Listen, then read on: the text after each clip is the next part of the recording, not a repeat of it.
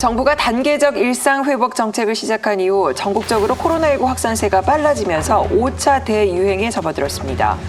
하루 신규 확진자와 위중증 환자, 사망자 수가 연일 증가세를 보이면서 코로나19 방역에 비상이 걸렸는데요. 신규 환자는 사상 처음으로 8,000명대를 넘어설 것으로 보입니다. 여기에 위중증 환자가 1,000명에 육박하고 중환자 병상 가동률이 사실상 포화 상태에 이르는 등 의료 역량이 한계에 다다르자 정부가 결국 일상 회복을 중단하기로 했습니다.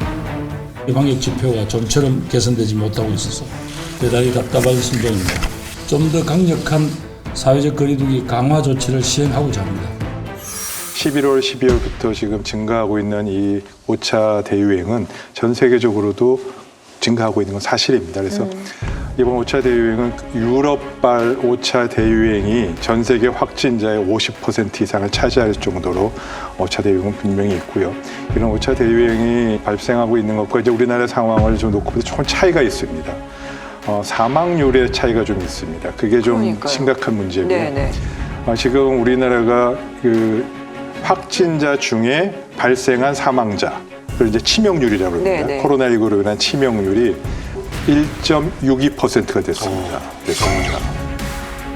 최근 일주일간 사망률을 쪼개서 계속 보면은 10월 첫째 주에는 0.38% 정도 됐습니다. 괜찮았죠. 그래서 많이 안심했습니다. 저도 그런 얘기 많이 했고요. 근데 그 부분이 10월 20일 되면은 0.5%에서 7%로 증가하고 위드 코로나가 시행했던 11월 1일이 0.92%가 됐고요. 그 이후로도 계속 증가해서 지금 1.62%가 됐는데 이게 어느 정도 유럽하고 차이가 있는 거냐면요.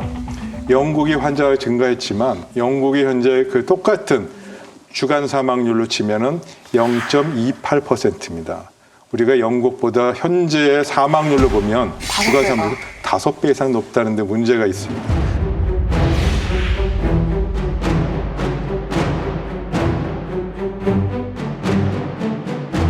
그 점이 좀 다른 점이고 바로 그러한 점이 심각하다. 지금 중증 환자 관리가 안 되고 있다. 물론 정부도 여러 가지 노력을 했습니다. 뭐 벌써 5차, 6차에 대한 병상 확보 대책이 발표됐음에도 불구하고 이런 확진자 증가세를 못 따라가고 있는 이 부분이 문제다. 그런데 왜 문제일까? 다시 한번 여기에서부터 좀 원인을 찾아보는 그런 부분들이 좀 필요할 것 같습니다.